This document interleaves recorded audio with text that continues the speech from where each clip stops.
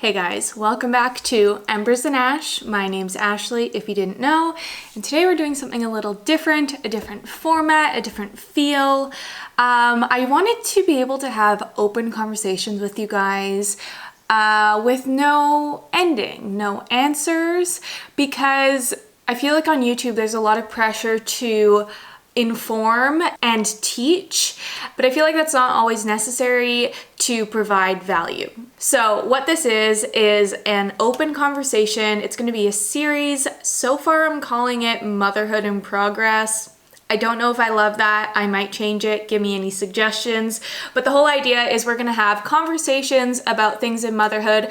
I don't have the answers, but there's so much that you can gain from just talking about things and sharing experiences. Obviously, I'm alone in this, but I'm going to talk about things that I've discussed with my friends who are parents, who aren't parents, and just share thoughts. I want this to have a very podcasty feel because podcasts, I feel like they're more casual. So I have my little podcast mic here. It's not connected to anything, but I have a mic, and I'm gonna try and edit this as little as possible, but also I stumble over my words a lot, so we'll see what ends up happening with that.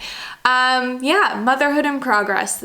The thing we're gonna talk about today is discipline. So this has been something I've been thinking about for a long time now, mostly because I'm very much a preparation type mom. But when I first started looking into discipline, the most popular technique right now is gentle parenting, which I loved learning about, and I was immediately on board, very into it. But the further I've gotten into motherhood and the more discussions I've had with people, the more complicated it seems. So Rook is only a year old, so it's not like I'm really disciplining him at this point, but he's starting to throw little tantrums. They're not a big deal, but it's kind of like a taste of what's to come. So it's definitely been on my mind a lot more of how I want to handle these things. Sorry, I'm just texting Josh because right before I filmed this, Rook got into a poopy diaper and there was poop everywhere, and I'm complaining to him. Okay, where was I? Discipline. So I was talking to some friends about it as well, and how I feel like, and a lot of people feel this, but this generation of parents are completely rebelling against our parents' generation in the way we parent. Because our parents' generation did a lot of hard discipline, and specifically a lot of spanking, which is a very controversial topic. I should also state that, like I said, I'm just having a conversation with you guys, and I'm not backing any of these ideas. I just want to talk about things and lay it all out there. Anyways, spanking. Spanking is a very tricky situation. It just seems like every child got hit in our generation, and other parents would hit other children. It was just, that's what you did when your child was misbehaving. And there's no hate on it in the sense of, if that's how you were told to discipline your children, that's how you're gonna do it because everyone says that's okay. But there definitely were issues with it. There was for sure abuse that would go on. And I don't think this is anything particular to that generation. It's been going on for decades prior, and it will continue to go on in the future. But there comes a point when you're hitting your child too much, too hard, and it's abuse. So it seems like our generation is completely rebelling against that, going to the other side of the spectrum and saying, we're not doing anything of the sort. We're going to treat our children like adults and allow them to use their voice, use their words, even if they don't have words, but allow them to make their own decisions. When I first heard of the idea that you can just not say no as a parent, that seemed very revolutionary. And it is more complicated than just not saying no, because you're still providing boundaries. I think the idea is that you don't want them to just have that word in their vocabulary so much so that they start using it back to you all the time. And also that you're able to provide explanations, because it seems like just using no can be a cop-out. I'm not fully educated on gentle parenting. I've done a bit of research into it because I do want to incorporate it like every other millennial out there. And it seems wonderful. Gentle parenting seems perfect. Like, you give your child boundaries, but still power and choices, and they'll grow up more independent with more confidence in themselves. You'll have a better relationship with them. It all seems great. But then I was talking to some other people, and I don't know if it's going to work on every child, because some children are the worst. And like, we love them, and it's not that they're the worst. Like, I say that as an exaggeration, obviously, but different personality types are gonna handle things different in childhood, and it's for the best. Like, you need to have strong-willed children because they become leaders. If you didn't have children who don't push the boundaries, then they're not gonna discover new things in science as adults or whatever it is. Like, those difficult children probably turn out to be the best adults because the pushover children aren't going to do anything with their lives. I don't know. I'm just talking out of my butt right now. But the point being, you're going to have difficult children, and there's nothing wrong with that. There's nothing wrong with them. And I don't know if gentle parenting is going to work on them.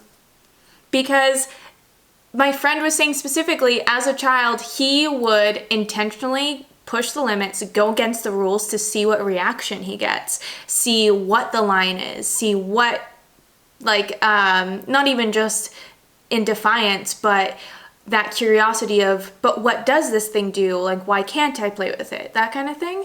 And he was spanked, as we all were, and he strongly agrees with it, saying that it was the only thing that would keep him in line. And there's something to be said for having a final straw. I don't agree with hitting your kids every day, all the time. Like I said, there is a line where it turns into abuse. But what do you do when there's no other option and your child does respond correctly to being spanked at the end of the day? Yeah. So there's that. And then following up with it, we don't know how gentle parenting, this might make it sound like I'm against gentle parenting. I'm not. I'm definitely going to be using gentle parenting, but I think because everyone's so full force in that direction, I think it's good to have the other side of things talked about. So anyways, what are children going to be like, or what will our children be like as adults after being gentle parented? Because I don't think we have examples of this. I could be wrong, I'm just talking about my experience is what I think. But if you, like, we're creating an environment that is idealistic for our children, which is amazing, like, you give them options, they have choices, they make their own decisions, they're reinforced with positivity, and that is all beautiful. But the world isn't like that, and life is hard, and a lot of the times life sucks. So what will it be like for these children to enter the real world and have all these struggles and people not giving them choices, not giving them respect? How are they gonna learn to handle that? You could argue that that's fine because it's most important that the children feel their security and their respect in their family, and it's okay that the world is chaotic, but their family shouldn't be. If I can even label a non-gentle parenting home as chaotic, I don't know if that really connects well, but either way, the point stands that I don't think we know how these children are going to turn out. Are they all just going to be too soft? These are just thoughts that I'm having and like that other people have had and discussed with me, because sometimes a hard childhood can create a very strong person. And I don't want that to come off as like an excuse for a hard childhood, but you know, maybe when they're younger, if they learn that life isn't easy and life isn't fair in the proper manner, that it'll help prepare them for being an adult. And again, that doesn't mean like go abuse your child, but maybe sometimes there aren't choices and you just have to do things because you have to do them, and that's life. Or you just don't get stuff, or people are rude to you, and not you as a parent, but like other people in your surroundings, right? So yeah, those are the things that have been on my mind as we're entering a discipline stage with Rook. I don't know if I'm gonna spank my child. Or children, because we do want to have more in the future. But I don't want to just absolutely say I'm never going to do it because of everything I've said. And I'm not going to just spank my child because I want them to be tough for being an adult, but more of this scenario where you have a strong-willed child who needs that to be disciplined. I think it's fair to use it as a last resort or the final step, but not as, you know, your first step, or just willy-nilly they do something wrong, you hit them. I wrote a couple notes down just in case I forgot anything. Oh yeah, it's so scary because like parenting, because whatever you do now is going to stick with your child for the rest of their lives. I'm pretty sure I learned in counseling once that like, what is it, between the age of like 3 and 10 is when you will form your, oh my gosh, what's it called? I think it's something like if you have any trauma between the ages of 3 and 10, your coping mechanisms for that will stick with you for the rest of your life. Isn't that crazy? And let me specify, I'm pretty sure that's what this stat is, or I'm pretty sure that's what I learned, but it's something along those lines of like, if you screw up as a parent now, it's going to be something that your child deals with forever and struggles to rewrite the code in their brain of how to respond to things. And that's terrifying. You know, it's not like our parents ever, I shouldn't say that. Most parents don't ever intend on being bad parents. Sometimes they're just doing what they need to do to get by and be the best parent they can in the scenario that they're in. But that still can cause immense trauma to your child. And that's what I worry about, is that like, you know what, I'm doing the best that I can, but what if my best is still causing harm to my child? It's so stressful. And like, I feel like I'm not supposed to worry about it because there's no perfect scenario. Like, you're never gonna be a perfect parent, but I just want what's best for my kid, you know, as we all do.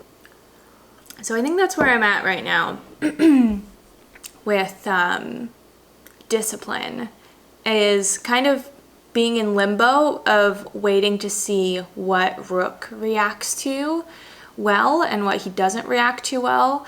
I'm definitely going to do more learning on gentle parenting and just I want to like fill my tool belt so that I have these tools to use in every situation and see what sticks and what doesn't. And then next kid is going to come around and I'm going to have to rewrite the rules because they're all different.